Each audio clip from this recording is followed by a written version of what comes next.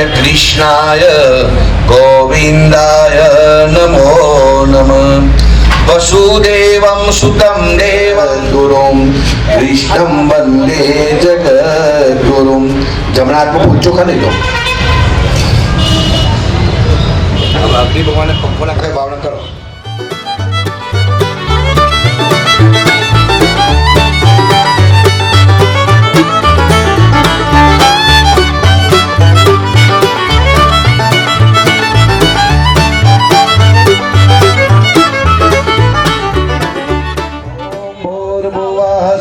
तत्सवितुर्वरेण्यं भर्गो देवस्य धीमहि धियो यो नः प्रचोदयात्। स्वावस्य धीमहि धियो यो नः प्रचोदयात्। सवितुर्वरेण्यं भर्गो देवस्य धीमहि धियो यो नः प्रचोदयात्। भर्गो देवस्य धीमहि धियो यो नः प्रचोदयात्। स्वाहा। मारा पट्टी जाओ। ओम भूर्भुवः स्वः तत्सवितुर्वरेण्यं भर्गो देवस्य धीमहि धियो यो नः प्रचोदयात्। स्वाहा। इदं गायत्री इदं नमः। ओम भूर्भुवः स्वः तत्सवितुर्वरेण्यं भर्गो देवस्य धीमहि धियो यो भर्गो देवस्य धीमहि धियो यो नः प्रचोदयात्। स्वाहा। धियो यो नः प्रचोदयात्। स्वाहा। इदं गायत्री इदं नमः। ओम दशचोदयात्। स्वाहा। इदं रामचंद्र इदं नमः। देवस्य धीमहि धियो यो नः प्रचोदयात्। स्वाहा। इदं गायत्री इदं नमः। यस्य कर्मणो त्वरेरिष्टं यद्वान्यूनमिहाकरम् अग्निष्ट तस्मिष्ट क्रोद्विदा सर्वं स्विष्टं सोतं करोतु मे अग्नये स्विष्ट स्वाहा। ओम सर्ववै पुणः स्वाहा। अभी चुप ब्रह्म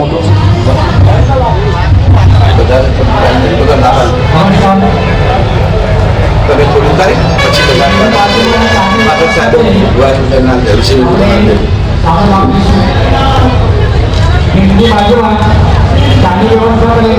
तवीदो वदन्ति परं प्रधानं पुरुषं तथा ये विश्वोत्कते कारणमीश्वरं वा तस्मै नमो विघ्नविनाशनाय।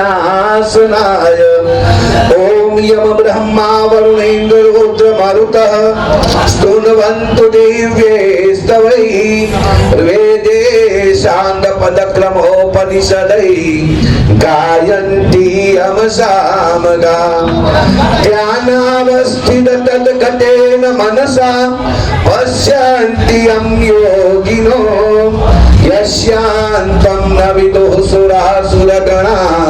देवाय तस्मै नमः। देवाय तस्मै नमः। कर्पूरगौरं करुणावतारं संसारसारं भुजगेन्द्रहारं सदा वसन्तं हृदयारविन्दे भवं भवानी सहितं नमामि। मंगलम भगवान विष्णु मंगलम गरुड़ध्वज मंगलम पुंडरीकाक्षो मंगलाय तनो हरि। सर्वमंगल मांगल्ये शिवे सर्वार्थ साधिके शरणे त्र्यंबके गौरी नारायणी नमोस्तुते। नारायणी नमोस्तुते। नारायणी नमोस्तुते। अब एक चमची जरा आजू बाजू उतार उतार तभी पढ़ाई जाओ। ओम भूर्भुवः स्वः तत्सवितुर्वरेण्यं भर्गो देवस्य धीमहि धियो यो नः प्रचोदयात्। ओम भूर्भुवः स्वः तत्सवितुर्वरेण्यं भर्गो देवस्य धीमहि धियो यो नः प्रचोदयात्। ॐ भूर्भुवः स्वः तत्सवितुर्वरेण्यं भर्गो देवस्य धीमहि धियो यो नः प्रचोदयात्। ॐ भूर्भुवः स्वः तत्सवितुर्वरेण्यं भर्गो देवस्य धीमहि धियो यो नः प्रचोदयात्। ॐ भूर्भुवः स्वः तत्सवितुर्वरेण्यं भर्गो देवस्य धीमहि धियो यो नः प्रचोदयात्। भर्गो देवस्य धीमहि धियो यो नः प्रचोदयात्।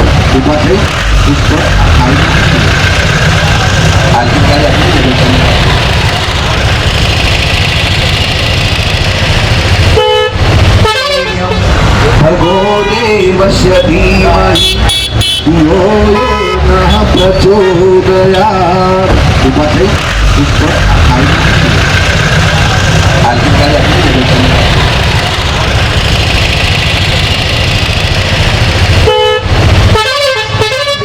इंद्रो वृद्धश्रवाः स्वस्ति नः पूषा स्वस्ति न इंद्रो वृद्धश्रवाः नेमि स्वस्ति नो भुनक्तु सुखिनः सर्वे सन्तो निरामया सर्वे भद्राणि पश्यन्तु मा कश्चित् दुःखमाप्नुयात्।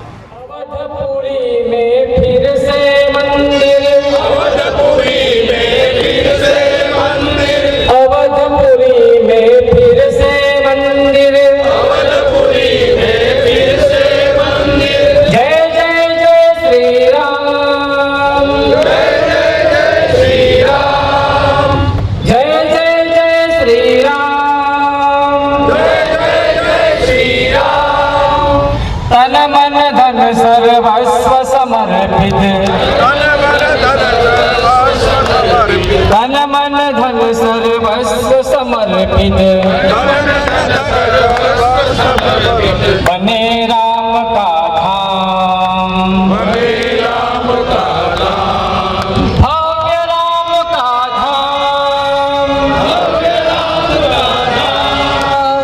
जय जय जय श्री राम, जय जय जय श्री राम। महाराज आपला आवाज करा। जय जय जय श्री राम, अवधपुरी में फिर से मंदिर, अवधपुरी में फिर से मंदिर। जय जय जय श्री राम, जय जय जय श्री राम, जय जय जय श्री राम, जय जय श्री राम। तन मन धन सर्वस्व समर्पित, तन मन धन सर्वस्व समर्पित, बने राम का धाम, बने राम का धाम, भव्य राम का धाम। भव्य राम का धाम। जय जय जय श्री राम, जय जय जय श्री राम। श्रेष्ठ मान मर्यादा अपने, श्रेष्ठ मान मर्यादा अपने जीवन से प्रकटाएंगे, जीवन से प्रगटाएंगे। भेदभाव सब दूर हटाकर, भेदभाव सब दूर हटाकर स्नेहामृत छलकाएंगे, स्नेहामृत झलकाएंगे। हर आंगन में ज्ञान का दीपक, हर आंगन में ज्ञान का दीपक, हर आंगन में ज्ञान का दीपक, हर आंगन में ज्ञान का दीपक होंगे पूर्ण काम, होंगे पूर्ण काम। तन मन धन सर्वस्व समर्पित, मन धन सर्वस्व समर्पित, बने राम का धाम, बने राम का धाम, भव्य राम का धाम। भव्य राम का धाम। जय जय जय श्री राम, जय जय जय श्री राम। इस युग में शुभ परिवर्तन की, इस युग में शुभ परिवर्तन की नूतन धार बहानी है, नूतन धार बहानी है। राम राज्य की अमर कथा को, राम राज्य की अमर कथा को धरती पर दोहरानी है, धरती पर दोहरानी है। सारी जगती में मंगल हो, सारी जगती में मंगल हो, सारी जगती में मंगल हो, सारी जगती में मंगल हो। तब तक नहीं विराम, तब तक नहीं विराम, तन मन धन सर्वस्व समर्पित, तन मन धन सर्वस्व समर्पित, बने राम का धाम, बने राम का धाम, भव्य राम का धाम। भव्य राम का धाम। जय जय जय श्री राम, जय जय जय श्री राम। सत्य न्याय की पुनः प्रतिष्ठा, सत्य न्याय की पुनः प्रतिष्ठा, घर घर में आनंद हो, घर घर में आनंद हो। नई नई रचनाएं विकसे, नई नई रचनाएं विकसे, सक्रिय सज्जन वृंद हो, सक्रिय सज्जन वृंद हो। सुखटित पावन जीवन अपना, सुगठित पावन जीवन अपना, सुखटित पावन जीवन अपना, सुगठित पावन जीवन अपना। गरजे गौरव गान, गरजे गौरव गान, तन मन धन सर्वस्व समर्पित, तन मन धन सर्वस्व समर्पित, बने राम का धाम, बने राम का धाम, भव्य राम का धाम। भव्य राम का धाम।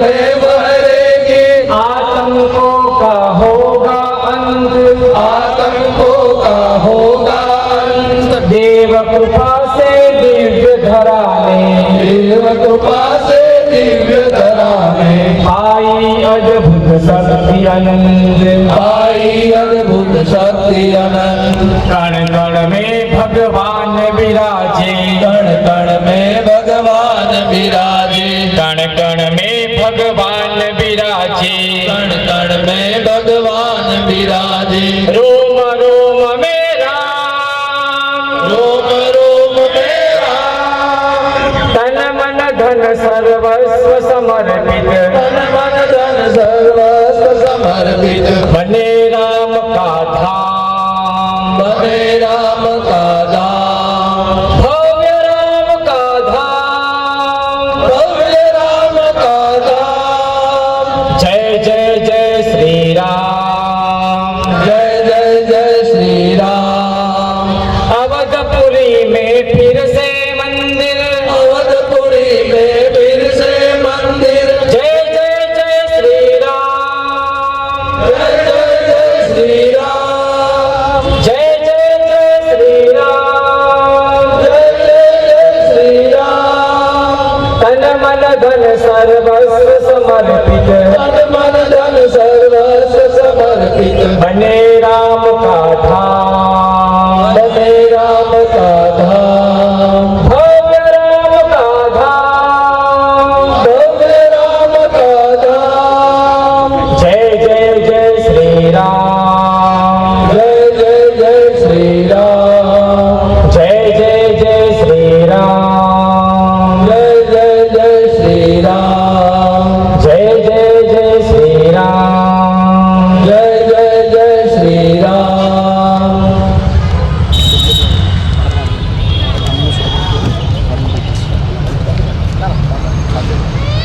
સ્વાગતની સાથે પરિચય અને સંયુક્ત રાખીશું.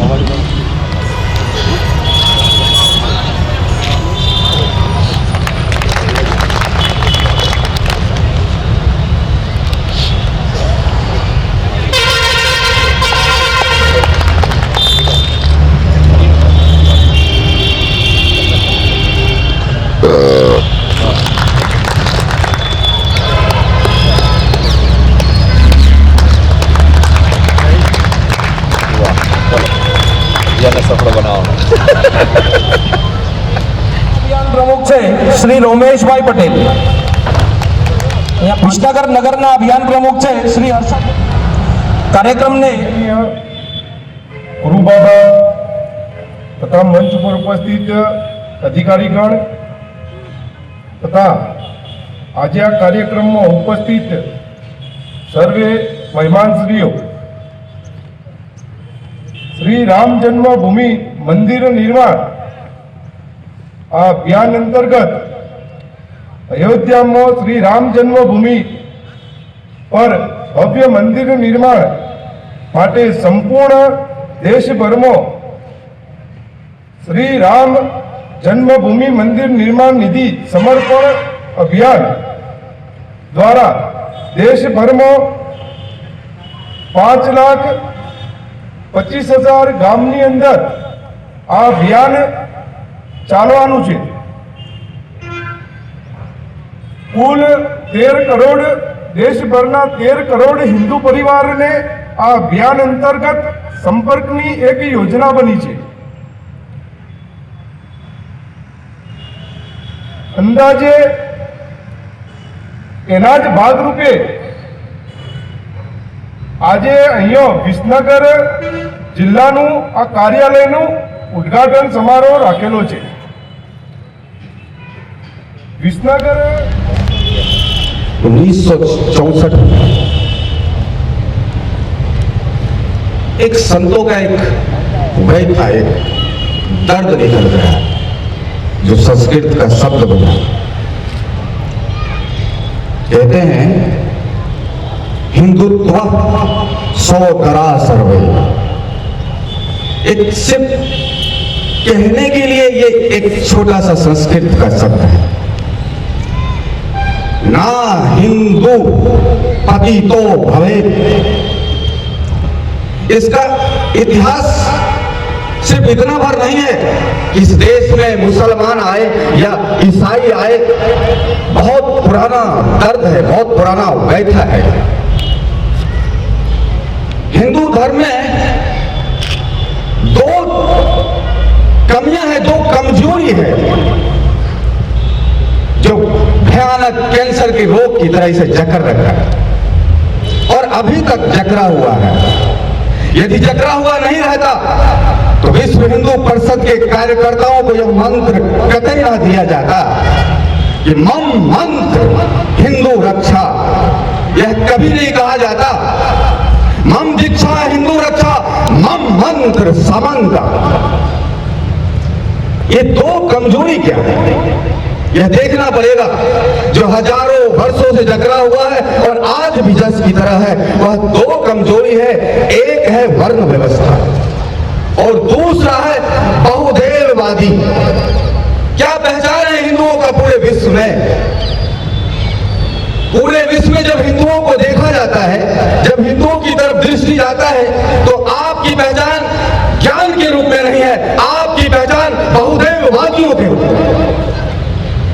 कमाल है, जहां से अद्वैत का गर्जना होता है, जहां कभी भृगु मुनि आदि जाके विष्णु के सीने पे लात मारकर विष्णु की परीक्षा लेते कि तुम भगवान हो कि नहीं हो। यहाँ बहुदेववाद की पहचान हो गई और जब बहुदेववाद की पहचान हो गई तो इस देश में फिर उठेगी, आवाज उठेगी। तो फिर यहाँ किसी मुसलमान को तोड़ने की जरूरत नहीं है। जब जाति व्यवस्था, वर्ण व्यवस्था जब इतना ही प्रबल हो जाएगा तो घुटन होगा। जब घुटन होगा तो फिर आवाज उठेगी, तो फिर आवाज उठेगी तो आपके हाथ में भी यदि कैंसर हो जाएगा तो आप तलवार उठाकर अपने हाथों को काटोगे। इसलिए मुसलमान बाद में आए, ईसाई बाद में आए। इस आवाज का दर्द को कृष्ण ने भी झेला है। नफरत कृष्ण से किया जाता था, आपको नहीं मालूम है। निम्न योनि में जन्म यदुवंशी कोई सम्मानीय योनि नहीं था। घृणा किया जाता था कृष्ण से, अपनी पुरुषार्थ के बल पर कृष्ण भगवान बने। दूसरी तरफ क्या अपराध था कर्ण का? कर्ण से नफरत करने का क्या कारण था? जरा पूछो। महाभारत का युद्ध सिर्फ दुर्योधन के कारण से नहीं हुआ, महाभारत का युद्ध वर्ण व्यवस्था के कारण से हुआ। कर्ण की आवाज थी, मेरा सम्मान मुझे वापस दो, मैं धनुधर हूं, मैं दानवीर हूं, मेरे हर वह पुरुषार्थ है जो एक व्यक्ति में होता है और होना चाहिए, वह है। फिर मुझसे नफरत क्यों, मुझसे घृणा क्यों? दुर्योधन ने गला लगा, मेरा हर बात एक तरफ होगा, दुर्योधन मैं तेरे लिए युद्ध करूंगा, तेरे लिए मैं सब कुछ समर्पित कर दूंगा। कभी उस सभा में द्रौपदी का चीरहरण नहीं होता, लेकिन इतनी अपमान की आग में जल रहा कर्ण प्रोत्साहित करता है, अपमान की आग में जल रहा कर्ण बार बार उसे उत्साहित करता है कि उठ दुर्योधन, उठ, अपना बदला ले, उठ। और उसके उत्साह में आकर फिर वहां पे चीरहरण होता है और द्रौपदी से कहा जाता है कि दुर्योधन के जंगा में बैठ। यदि यह अपमान नहीं होता, यह वर्ण व्यवस्था नहीं होता, तो मैं आज दावे के साथ भरी सभा में कहता हूं, विद्वानों एक बार मंथन करो। यदि कर्ण का अपमान नहीं होता तो महाभारत का युद्ध नहीं होता, द्रौपदी का चीरहरण नहीं होता। यह बात और आगे बढ़ती चलेगी जब वर्ण व्यवस्था का यही धमाडोल आगे चला। यह पाखंड का रूप धारण किया। मुसलमान आए, एक बात उनके जहन में सिर्फ एक बात था, यह बहुदेववादी है, इनकी बोझ को तोड़ो, इनके मूर्तियों को तोड़ो और ये नष्ट हो जाएंगे। एक एक मूर्ति, एक एक पुतला लेकर वहां बैठे। थोड़ा देखो, जब मोहम्मद अरब में अपने धर्म का प्रचार कर रहे थे, कुछ दिनों के बाद ही एक छोटा सा चंद जिसको उनके भाषा में कहा जाता है लश्कर, चंद लश्कर को लेकर कहते हैं कि चलो सिंध पर आक्रमण किया जाए। जब सिंध पर आक्रमण किया जाता है तो उस लश्कर में कई योद्धा, बड़े बड़े वीर योद्धा थे। आए हारे, इतिहास इस बात का प्रमाण है, कई बार हारे, कई बार पराजित हुआ। एक 17 साल का युवक उठता है, मोहम्मद बिन कासिम उसका नाम है, बोलता है इस बार मैं हिंद पर आक्रमण करूंगा। और वह जब हिंद पर आक्रमण के लिए आगे बढ़ते हैं तो देखते हैं कि दारा जो कहा जाता है दाहिर सेन नाम था उनका महाराज का, दाहिर सेन के ऊपर आक्रमण करता है, बार बार पराजित होता है। समझ में नहीं आता क्या किया जाए, कहता है इसकी कमजोरी क्या है। अब जरा यहाँ पर देखो कि उसकी कमजोरी क्या है। हार रहा है वह योद्धा, कई बार हार चुका है, इतिहास इस बात का प्रमाण है। देखता है कमजोरी क्या है, बोलता है ओ कमजोरी इनका सबसे बड़ा है अंधविश्वास। कहा जाता है जाहिर सेन का अंधविश्वास, वहां के प्रजाओं का अंधविश्वास, सबसे बड़ा अंधविश्वास यह था कि जब तक ये ध्वजा माता जी का फहराता रहेगा तब तक हम अजय हैं, हमें कोई पराजित नहीं कर सकता। सिर्फ ये सूत्र मिला, बोलता हो ये तो छोटी सी बात है, इनसे युद्ध ना करो, इनके ध्वजा को काट दिया जाए। उसके बाद मोहम्मद बिन कासिम ने हर यत्न हर कोशिश यह किया कि इस ध्वजा को गिरा दिया जाए। ध्वजा गिरा और जाहिर सेन अपने को समर्पित कर देता है। नहीं, अब माता जी तो गए। दूसरी तरफ फिर थोड़ा और देखो, कहा जाता है आप अपने को दशरथ मानो, आप सब यहाँ पे बैठे हो, आप अपने को दशरथ मानो। उस दशरथ की सभा में एक राम पैदा हुआ। राम को मानने के लिए एक सन्यासी जाता है, यानी एक गृहस्थ के पास एक सन्यासी जाता है, हे दशरथ मुझे राम दे दो। दशरथ मायूस हो जाते, दशरथ रोने लगते, दशरथ विलाप करने लगते, मैं अपना प्रिय कलेजे का टुकड़े राम को कैसे दे दूं। मैं तो फिर मेरा राम कोमल है, मेरा राम नाजुक है, मेरा राम बालों में खेला है, तो मैं अपने राम को आपको कैसे दे दूं। विश्वामित्र कहते, वह सन्यासी कहता है मुझे तुम राम एक बार देकर तो देखो, तुम दो तो सही, तुम्हारा राम जो तुम्हारे पास है वह राम नहीं, मैं वास्तव में इसे राम बना के तुम्हें वापस करूंगा। वशिष्ठ मनाते हैं, सभा में बहुत से बैठे उपस्थित जितने भी थे सभी ने कहते ठीक है, विश्वामित्र कोई सामान्य सन्यासी नहीं है, इनके साथ राम को भेजो। विश्वामित्र ने राम को अपने साथ लेते वन को जाते हैं, शस्त्र आदि से उन्हें संपन्न करते, ज्ञान विज्ञान से परिपूर्ण करते।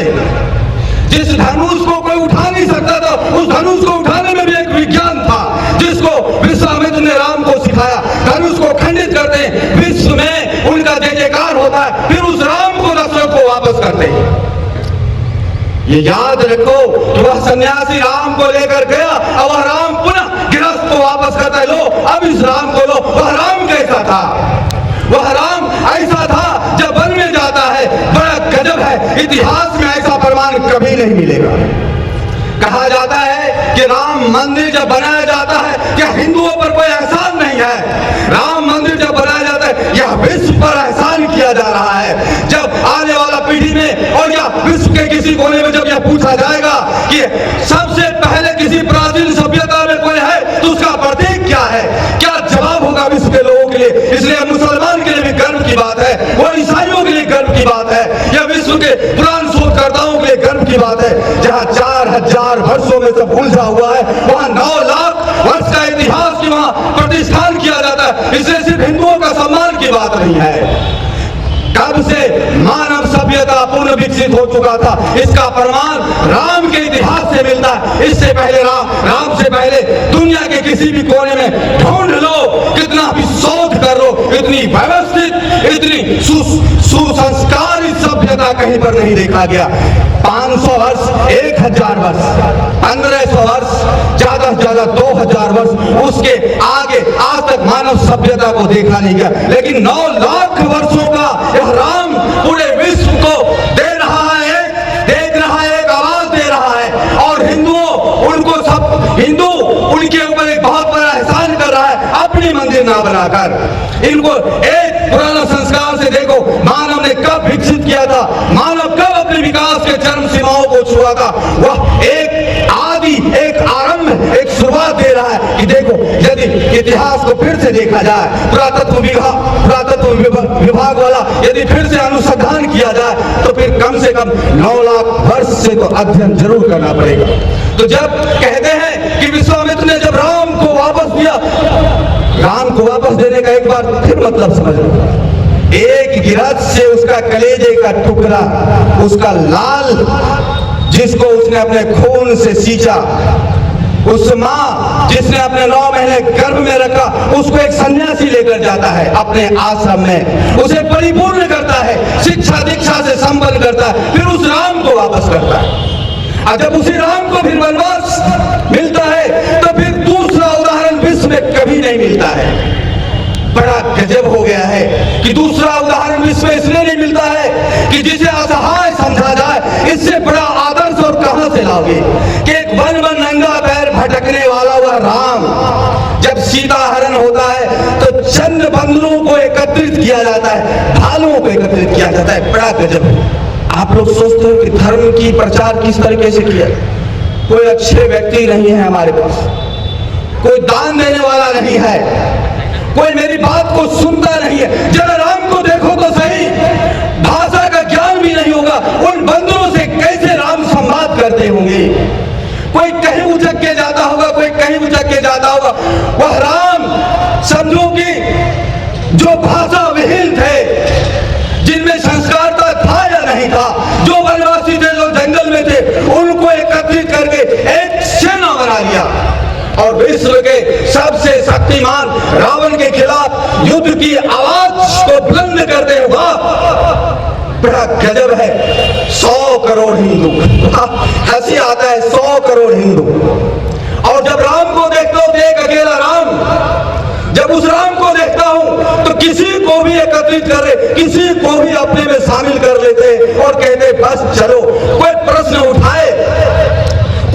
उठाए कि हे राम विजय होगी कि नहीं, तो कृष्ण की वही बातें, सुख दुख है समय कृतवा, लाभ लाभो जया जयो। ये सुख दुख, ये लाभ हानि, ये किसी हिंदूवादियों का, ये किसी सनातनियों का नहीं है। यहाँ तो लक्ष्य है, हम चलेंगे, या तो विजय श्री का आशीर्वाद तिलक करेंगे, या तो रणभूमि में वीर गति का अपनी रक्तों से गंगा का स्नान करेंगे।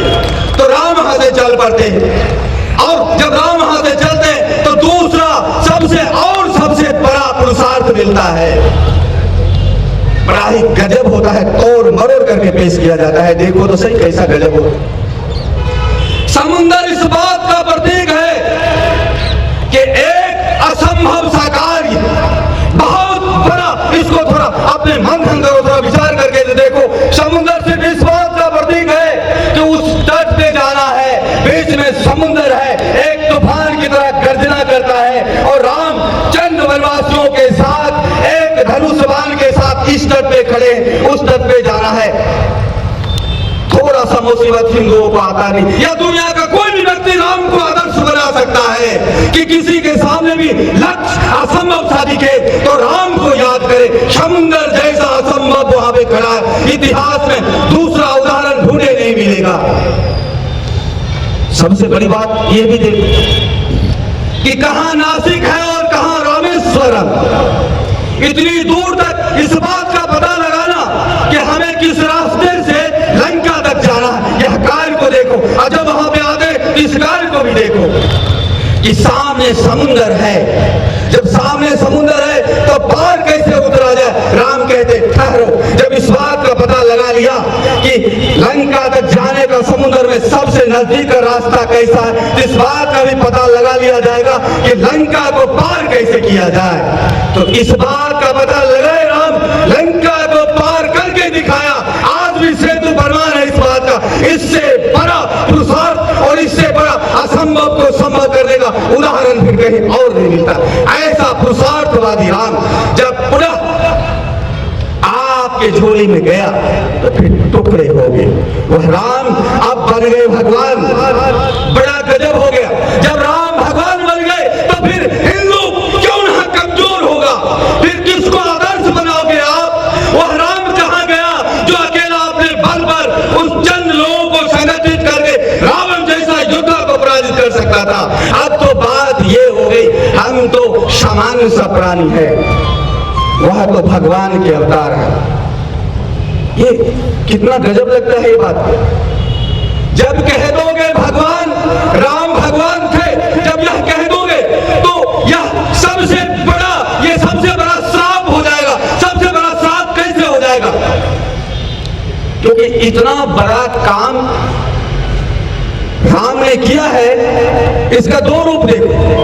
यदि आप में से किसी ने इस कार्य को किया है तो एक चीजें हो जाएगा, वो हमारे लिए प्रेरणा बन जाएगा, हम भी कुछ कर सकते हैं। लेकिन जब यही बात आपके जहन में डाल दिया जाएगा, इस कार्य को भगवान ने किया, तो फिर आपके अंदर दूसरी बात आएगा, हम तो साधारण सा प्राणी है, वह तो प्रभु श्री राम, वह तो भगवान है।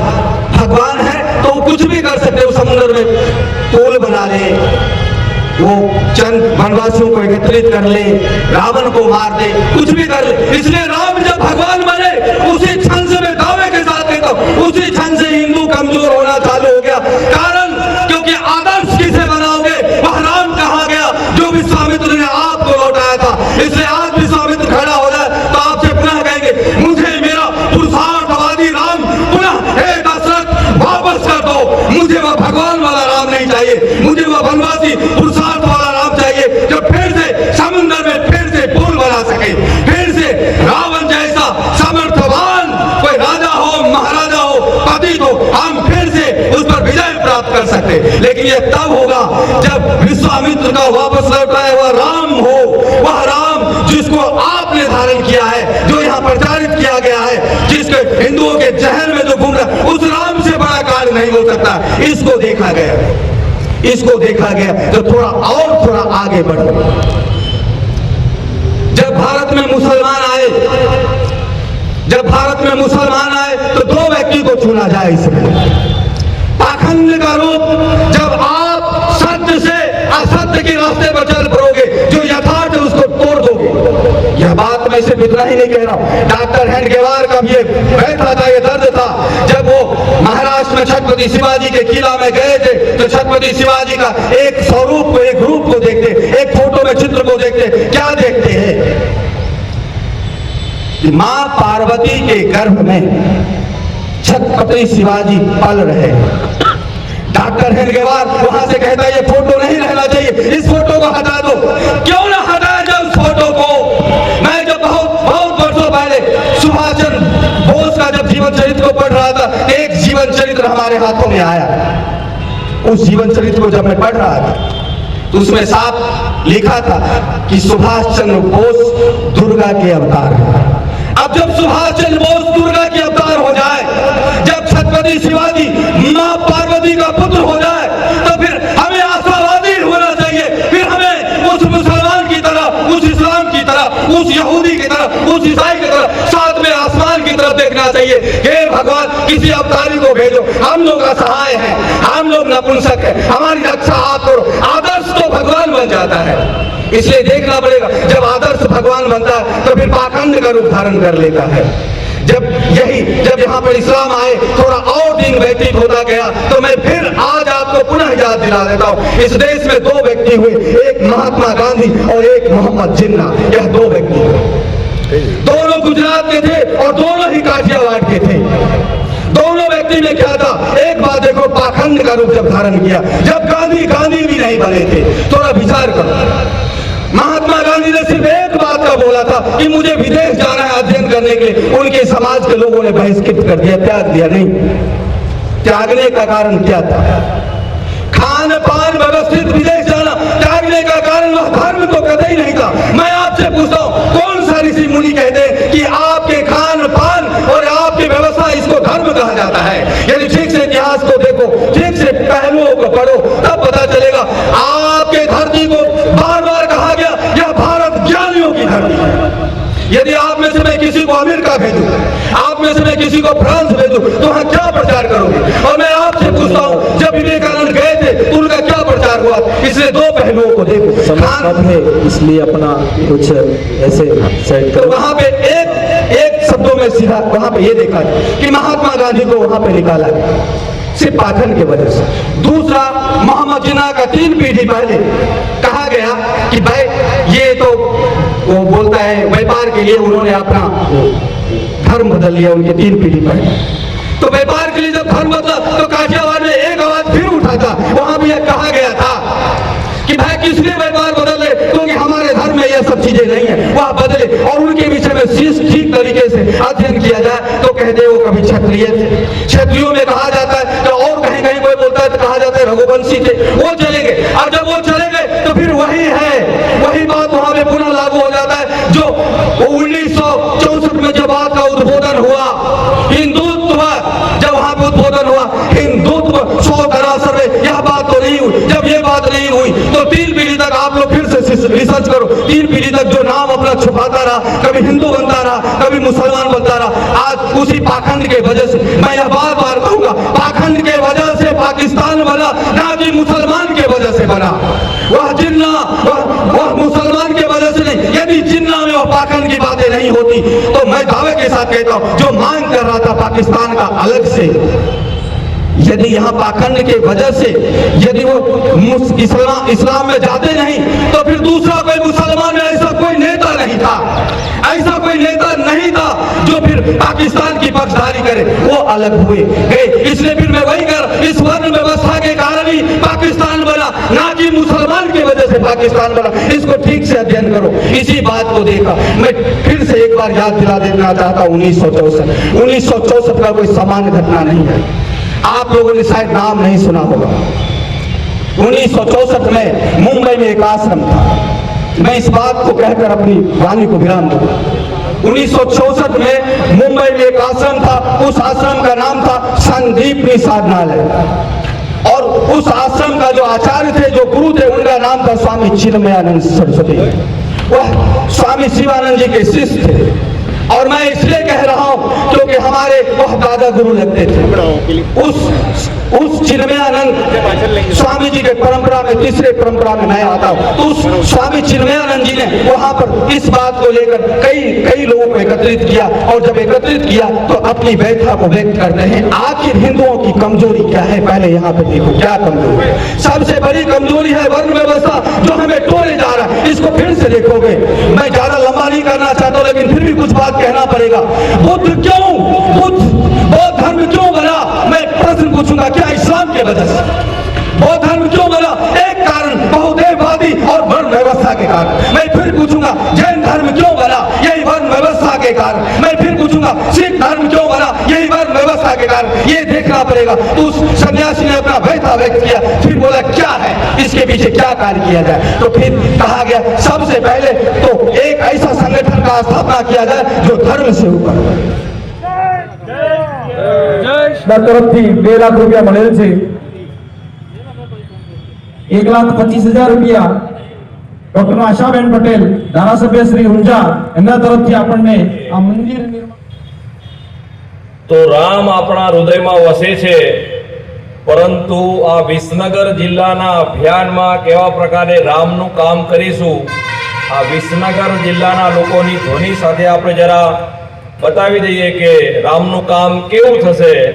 તો બધાને નમ્ર વિનંતી છે, પોતાના બંને હાથ ઊંચા કરીને તમારી તાકાત પ્રમાણે જય શ્રી રામ બોલવાનું છે। જય શ્રી રામ, જય શ્રી રામ, જય શ્રી રામ, જય શ્રી રામ, ભારત માતા की। બહેનો ભાઈઓ મિત્રો, આપ સૌ જાણો છો કે હું વધારે સમય લેવાનો જ નથી, કેમ કે મારી પહેલાં મહારાજશ્રીએ અને રાજેશભાઈએ આપને જે વાત કરી ને એનાથી વિશેષ, મારાથી વિશેષ આપ સૌએ બધું જ જાણો છો, અને બધું કાર્ય ખૂબ અનુભવી નારાયણ કાકા બધા કારસેવકો બેઠેલા છે, એટલે તમારી સામે હું કંઈ પણ બોલીશ તો પેલું સુરતને દીવો બતાવવા જેવું છે।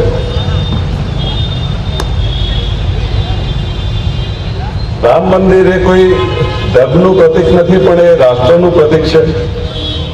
આપણે જે આપણો ભવ્ય ઇતિહાસ આપણે કાયમ વાગોળતા જ આવ્યા છે, અને આપણને વર્ષોથી વાગોળવાની ટેવ પડી છે। એ ઇતિહાસને પુનર્જીવિત કરવાનો કદાચ હવે અવસર મળ્યો છે, અને આ રાષ્ટ્ર પ્રતીકના નિર્માણ થકી જે સેતુ કન્યાકુમારીથી લંકા સુધી જે બનાવેલો, એવો જ એક સેતુ આપણે અત્યારની આપણી દેશની પરિસ્થિતિથી આપણો જે ભવ્ય ભૂતકાળ હતો એને પુનર્જીવિત કરવા માટે બનાવવા જઈ રહ્યા છે। અને એ સેતુ નિર્માણમાં, એ રાષ્ટ્ર પ્રતીક નિર્માણમાં આપ સૌ જે યોગદાન આપી રહ્યા છો એવું તો કદાચ મારું તો છે જ નહીં, કેમ કે જે સમયદાન ને શ્રમદાન આપવું એનાથી મોટી કોઈ વસ્તુ છે। સન્માન કરીએ નારાયણ કાકા વાસણા, સુરેશભાઈ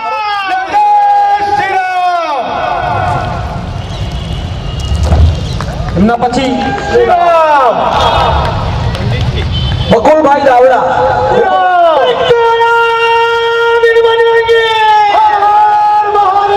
પ્રહલાદભાઈ વિસનગર.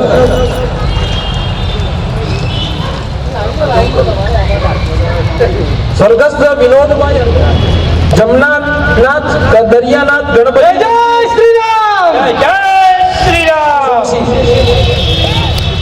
તાળીઓથી તો વધાવી આ બધા લોકોને. જય પટેલ સુનસી.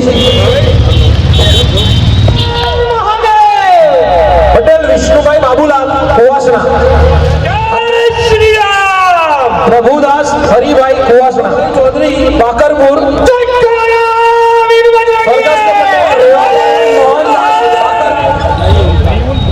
પટેલ મુકેશભાઈ માધવલાલ ઉમતા.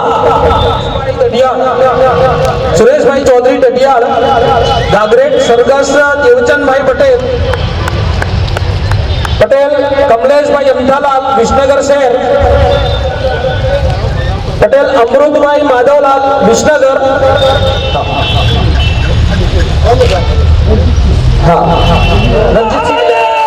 રાજુભાઈ દેવી પૂજક વિસનગર. ખૂબ વર્ષથી અરવિંદભાઈ નાયક. પટેલ ચંદુલાલ મદનલાલ વિસનગર. પટેલ ચંદુલાલ મદનલાલ વિસનગર. પટેલ ડાયાભાઈ પી વિસનગર. પટેલ પબાભાઈ ઈશ્વરદાસ રિવોલ્વર વિસનગર. પટેલ હરેશભાઈ રતિલાલ ઉમતા હાલ દિલ્હી. પટેલ નવીનભાઈ કેશવલાલ ઉમતા. પુત્ર કલ્પેશભાઈ હોય તો આવી શકાય. કંસારા કોઈ. પટેલ રણસારા કોઈ. પટેલ ગોવિંદભાઈ. જય શ્રી રામ. આનો પ્રયત્ન કર્યો છે. હજી આપણામાંથી કોઈ રહી ગયું હોય એ પણ પોતાનું સન્માન પૂરી પાડી છે. આપ સર્વેનો અને ખાસ કરીને પત્રકાર મીડિયાના બંધુઓ જેઓ આ કાર્યક્રમની નોંધ લેવા માટે અહીંયા ઉપસ્થિત છે. પૂજ્ય સંતશ્રી જેમણે ફોટો લેવા માંગે છે પૂજનીય ગુરુ બાબાજી.